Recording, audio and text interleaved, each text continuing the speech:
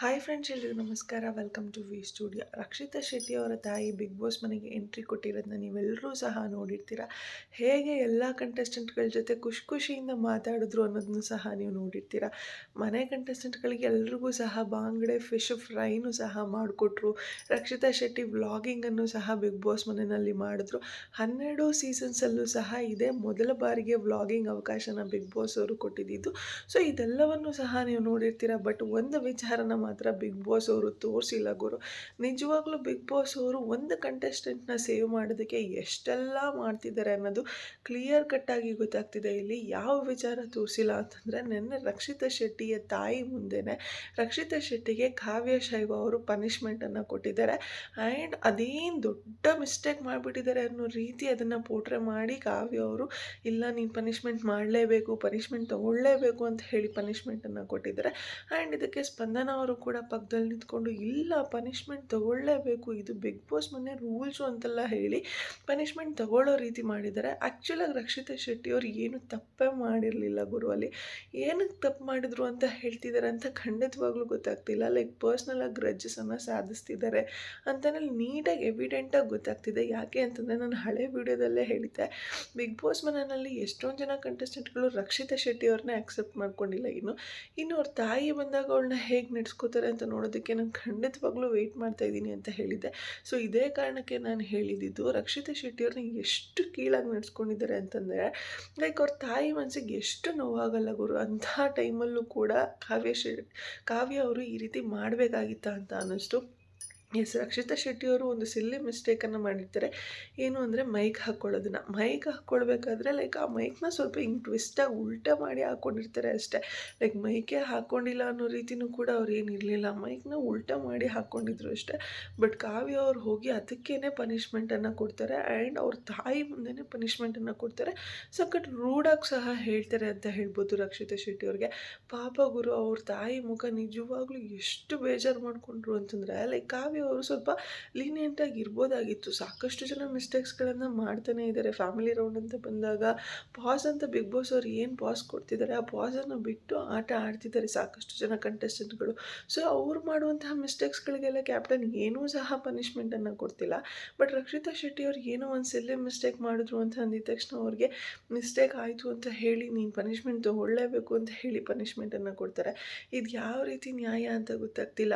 Of course ಸರಿ, punishment ಕೊಡಬೇಕಾ, punishment ಕೊಡಲೇಬೇಕು ಅಂತ ಅಂದಿದ್ರೆ ಲೈಕ್ ಅವ್ರ ತಾಯಿ ಹೋದ್ಮೇಲಾದ್ರೂ ಪನಿಷ್ಮೆಂಟ್ ಕೊಡ್ಬೋದಾಗಿತ್ತು. ಇಲ್ವ ನೆಕ್ಸ್ಟ್ ಟೈಮ್ ಅವ್ರು ಅದೇ ಮಿಸ್ಟೇಕ್ ಮಾಡಿದಾಗ ನಿಮ್ಗೆ 2 ಪನಿಷ್ಮೆಂಟ್ ಇದೆ, ಲೈಕ್ ನಿಮ್ಮ ಅಮ್ಮ ಬಂದಾಗೂ ಈ ರೀತಿ ಮಾಡಿದೆ, ಸೊ 2 ಪನಿಷ್ಮೆಂಟ್ ಇವಾಗ ಮಾಡು ರಕ್ಷಿತಾ ಅಂತ ಹೇಳಿ 2 ಪನಿಷ್ಮೆಂಟ್ದು ಸೇರಿಸಿ ಒಂದೇ ಸತಿ ಪನಿಷ್ಮೆಂಟನ್ನು ಕೊಡ್ಬೋದಾಗಿತ್ತು.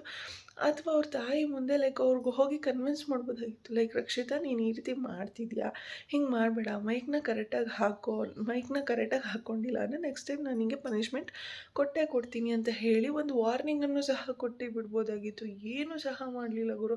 ಅವ್ರ ತಾಯಿ ಮುಂದೆನೇ ಇಲ್ಲ ನೀನು ಕಂಪಲ್ಸರಿ ಪನಿಷ್ಮೆಂಟ್ ತೊಗೊಳ್ಳೇಬೇಕು, ಮಾಡಲೇಬೇಕು ಅಂತ ಹೇಳಿ ಪನಿಷ್ಮೆಂಟನ್ನು ಕೊಟ್ಬಿಟ್ರು. ನಿಜವಾಗ್ಲೂ ನೋಡೋದಕ್ಕೆ ತುಂಬಾ ಬೇಜಾರಾಗ್ತಿತ್ತು. ಲೈಕ್ ಏನಕ್ಕೆ ಈ ರೀತಿ ಪರ್ಸ್ನಲಾಗಿ ಟಾರ್ಗೆಟ್ ಮಾಡ್ತಿದ್ದಾರೆ ಅಂತ ಗೊತ್ತಾಗ್ತಿಲ್ಲ.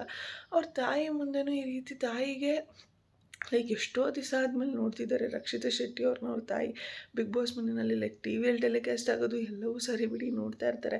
ಬಟ್ ಎಷ್ಟೋ ದಿವಸ ಆದಮೇಲೆ ಕುತ್ಕೊಂಡು ಮಾತಾಡೋದಕ್ಕೆ ಬಂದಿದ್ದಾರೆ, ಡೈರೆಕ್ಟಾಗಿ ನೋಡ್ತಿದ್ದಾರೆ.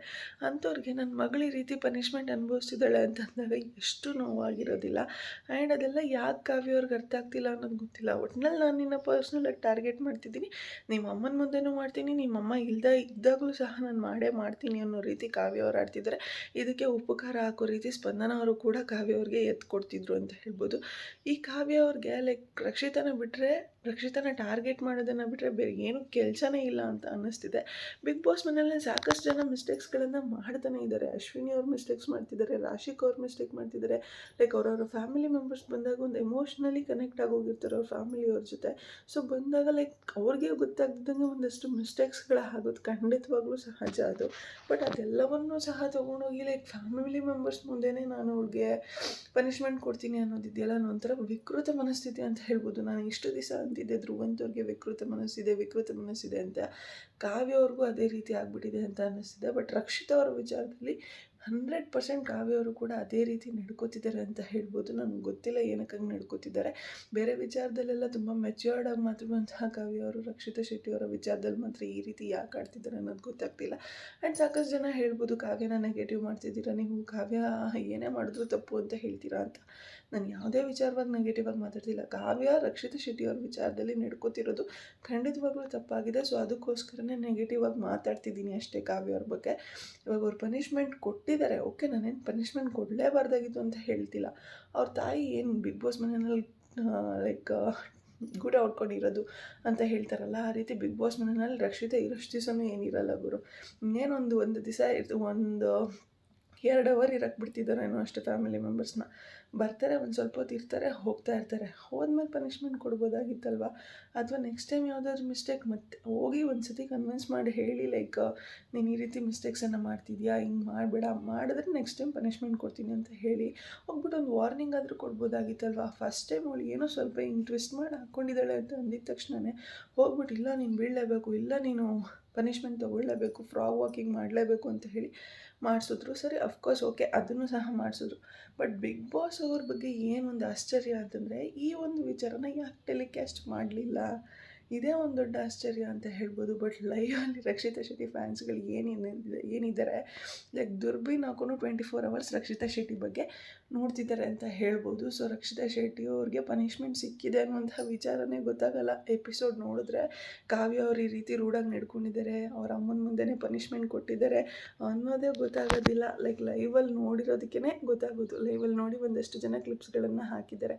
ಲೈಕ್ ಕಾವ್ಯ ಅವ್ರು ಬಂದು ರಕ್ಷಿತಾ ಶೆಟ್ಟಿ ಅವ್ರಿಗೆ ಅವ್ರ ಅಮ್ಮನ ಮುಂದೆನೇ ಪನಿಷ್ಮೆಂಟ್ ಕೊಟ್ಟಿದ್ದಾರೆ, ಮೈಕ್ ಸ್ವಲ್ಪ ಟ್ವಿಸ್ಟಾಗಿ ಹಾಕೊಂಡಿದ್ರು ಅಂತ ಹೇಳಿ ಅವ್ರ ಅಮ್ಮ ಮುಂದೆನೇ ಪನಿಷ್ಮೆಂಟ್ ಕೊಟ್ಟಿದ್ದಾರೆ ಅಂತ ಹೇಳಿ ಲೈವಲ್ಲಿ ನೋಡಿ ಒಂದಷ್ಟು ಜನ ಕ್ಲಿಪ್ಸ್ಗಳನ್ನು ಹಾಕಿದ್ದಾರೆ. ಆ ಕ್ಲಿಪ್ಸ್ ನೋಡಿದ್ಮೇಲೆ ನನಗೂ ಗೊತ್ತಾಗಿದ್ದು. ಅಕಸ್ಮಾತ್ ಆ ಕ್ಲಿಪ್ಸ್ ನೋಡಿಲ್ಲ ಅಂತಂದಿದ್ದರೆ, ನಾವು ಜಸ್ಟ್ ಎಪಿಸೋಡ್ ನೋಡ್ಕೊಂಡಿದ್ದಿದ್ರೆ ಕಾವ್ಯ ಶಿವ ಅವ್ರು ಈ ರೀತಿ ಮಾಡಿದ್ದಾರೆ ಅನ್ನೋದು ಆಚೆ ಸಹ ಬರ್ತಿರಲಿಲ್ಲ. ಸೊ ನಿನ್ನೆ ನನಗೆ ಹಾಸ್ಪಿಟಲ್ಗೆ ಹೋಗೋದಿತ್ತು, 7 ಮಂತ್ಸ್ ಹಾಸ್ಪಿಟಲ್ಗೆ ಹೋಗೋದಿತ್ತು. ಸೊ ಲೈವ್ ಅಷ್ಟೊಂದು ನೋಡೋಕ್ಕಾಗಿರಲಿಲ್ಲ. ಬಟ್ ಈವ್ನಿಂಗ್ ಆಯಿತು ಹಾಸ್ಪಿಟ್ಲಿಂದ ಬರೋದು. ಈವ್ನಿಂಗ್ ಬಂದಮೇಲೆ ಒಂದಷ್ಟು ಕ್ಲಿಪ್ಸ್ಗಳನ್ನು ನೋಡಿದಾಗ ಗೊತ್ತಾಯಿತು, ಓ ಇಷ್ಟೆಲ್ಲ ಮಾಡ್ತಿದ್ದಾಳ ಕಾವ್ಯ ಅಂತ ಹೇಳಿ.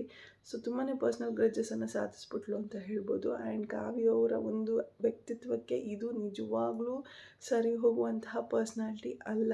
ಈಗ ನಾವು ಅವ್ರನ್ನ ಫಸ್ಟೆಲ್ಲ ನೋಡ್ತಿದ್ದಿದ್ದೇ ಬೇರೆ ರೀತಿ, ಲೈಕ್ ತುಂಬ ಮೆಚ್ಯೂರ್ಡಾಗಿ ಯೋಚನೆ ಮಾಡ್ತಾರೆ, ತುಂಬ ಲೈಕ್ ದೊಡ್ಡತನ ಇರುವಂಥ, ಮಾತಲ್ಲಿ ತೂಕ ಇರುವಂತಹ ವ್ಯಕ್ತಿ ಅನ್ನೋ ರೀತಿ ನಾನು ನೋಡ್ತಿದ್ದೆ ಅವ್ಳನ್ನ ಸ್ಟಾರ್ಟಿಂಗಲ್ಲಿ.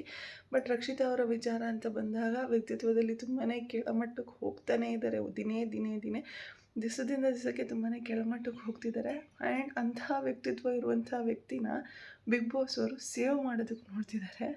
ಲೈಕ್ ಏನು ಕಾವ್ಯ ಅವ್ರಿಗೆ ಕಪ್ ಕೊಟ್ಬಿಟ್ಟು ಈ ಬಾರಿ ಬಿಗ್ ಬಾಸ್ ಸೀಸನ್ 12ನ ಟೈಟಲ್ ವಿನ್ನರ್ ಲೈಕ್ ವುಮೆನ್ಸೇ ಆಗಿರಬೇಕು ಅಂತ ಫಿಕ್ಸ್ ಮಾಡಿಬಿಟ್ಟಿದ್ದಾರೆ ಅಂತ ಅನಿಸುತ್ತೆ. ಸೊ ಕಾವ್ಯ ಅವ್ರನ್ನ ಹೇಗಾದರೂ ಮಾಡಿ ಗೆಲ್ಲಿಸ್ಬಿಡ್ಬೇಕು ಅಂತ ಹೇಳಿ ಫಿಕ್ಸ್ ಮಾಡ್ಕೊಂಬಿಟ್ಟಿದ್ದಾರೆ ಅಂತ ಅನಿಸುತ್ತೆ. ಖಂಡಿತವಾಗ್ಲೂ ಆ ರೀತಿ ಏನಾದರೂ ಆಯಿತು ಅಂತಂದರೆ ಲೈಕ್ ವುಮೆನ್ ಕಾರ್ಡನ್ನು ಯೂಸ್ ಮಾಡಿಕೊಂಡು ಲೈಕ್ ಸೀಸನ್ 12ಅಲ್ಲಿ ಲೇಡೀಸೇ ಯಾರಾದರೂ ಗೆಲ್ಲಬೇಕು ಅನ್ನೋ ರೀತಿ ಇತ್ತು ಅಂತಂದರೆ ನನಗೆ ರಕ್ಷಿತಾ ಶೆಟ್ಟಿನೇ ಗೆಲ್ಲಬೇಕು ಅಷ್ಟೇ.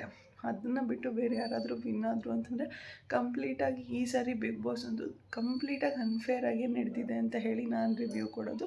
ಆ್ಯಂಡ್ ನಂಗೆ ಅನ್ಸೋದು ಅದೇ, like complete fake big boss, complete unfair big boss season 12 ಅಂತ ಹೇಳಿನೇ ನಾನು ವೀಡಿಯೋ ಮಾಡಿ ಬೇಕಾದ್ರೆ ಹಾಕ್ತೀನಿ. ಸೊ ಕಾವ್ಯ ಅವ್ರನ್ನ ಏನು ನೆಗೆಟಿವ್ ಮಾಡಬೇಕು ಅಂತ ಹೇಳಿ ನಾನು ನೋಡ್ತಿಲ್ಲ. ಕಾವ್ಯ ಅವ್ರು ಆ ರೀತಿ ನಡ್ಕೋತಿದ್ದಾರೆ. ಆ್ಯಂಡ್ ಬಿಗ್ ಬಾಸ್ ಅವರು ಅದಕ್ಕೆ ತಕ್ಕ ಹಾಗೆ ಕುಣಿತಿದ್ದಾರೆ. ಲೈಕ್ ರಕ್ಷಿತಾ ಶೆಟ್ಟಿ ಅವ್ರನ್ನ ಪುಷ್ ಮಾಡ್ತಾರೆ ಡ್ಯಾನ್ಸ್ ಆಡಬೇಕಾದ್ರೆ, ನೆಕ್ಸ್ಟ್ ದಿವಸ ಆ ಕ್ಲಿಪ್ ನೋಡೋಣ ಅಂತ ಹೋದರೆ ಆ ಕ್ಲಿಪ್ ಇರೋದಿಲ್ಲ. ಇವಾಗ ರಕ್ಷಿತಾ ಶೆಟ್ಟಿ ಅವರ ತಾಯಿ ಮುಂದೆನೇ ರಕ್ಷಿತಾ ಶೆಟ್ಟಿಗೆ ಪನಿಷ್ಮೆಂಟನ್ನು ಕೊಟ್ಟಿದ್ದಾರೆ. ಅದನ್ನು ಎಪಿಸೋಡಲ್ಲಿ ಹಾಕಿ ತೋರಿಸಿಲ್ಲ. ಬೇಕಾದ್ರೆ ಇವತ್ತು ನಾಳೆನೂ ಅದನ್ನು ಕೂಡ ಡಿಲೀಟ್ ಮಾಡಿಬಿಡ್ತಾರೆ ಲೈವಲ್ಲಿ. ಯಾಕಂದರೆ ವೈರಲ್ ಆಗಿಬಿಡ್ತಲ್ಲ, ರಕ್ಷಿತಾ ಶೆಟ್ಟಿಗೆ ಪನಿಷ್ಮೆಂಟ್ ಕೊಟ್ಟಿರೋದು ವೈರಲ್ ಆಯ್ತಲ್ಲ. ಸೊ ಅದನ್ನು ಸಹ ಡಿಲೀಟ್ ಮಾಡಿಬಿಡ್ತಾರೆ. ನೋಡೋಣ ಯಾರನ್ನು ಹೇಗೆ ಸೇವ್ ಮಾಡ್ತಾರೆ ಅಂತ ಹೇಳಿ. ಬಟ್ ನೀವು ಮಾತ್ರ ರಕ್ಷಿತಾ ಶೆಟ್ಟಿ ಅವ್ರಿಗೆ ಓಟ್ ಹಾಕೋದನ್ನ ಮರಿಬೇಡಿ ಅಂತ ಹೇಳ್ತಾ ಇವತ್ತಿನ ವಿಡಿಯೋನ ಇಲ್ಲಿಗೆ ಏನು ಮಾಡ್ತಾಯಿದ್ದೀನಿ. ಯಾರಿಗೆಲ್ಲ ವಿಡಿಯೋ ಇಷ್ಟ ಆಗಿದೆ ಪ್ಲೀಸ್ ಲೈಕ್ ಮಾಡಿ, ಶೇರ್ ಮಾಡಿ, ಕಮೆಂಟ್ ಮಾಡಿ. ಹಾಗೆ ಯಾರೆಲ್ಲ ಇನ್ನು ನನ್ನ ಚಾನಲ್ಗೆ ಸಬ್ಸ್ಕ್ರೈಬ್ ಮಾಡ್ದಿರೋ ವಿಡಿಯೋನ ನೋಡಿದಿರೋ ಪ್ಲೀಸ್ ಬೇಗ ಸಬ್ಸ್ಕ್ರೈಬ್ ಮಾಡ್ಕೊಳ್ಳಿ. Thank you so much. Love you all. Take care. Bye bye.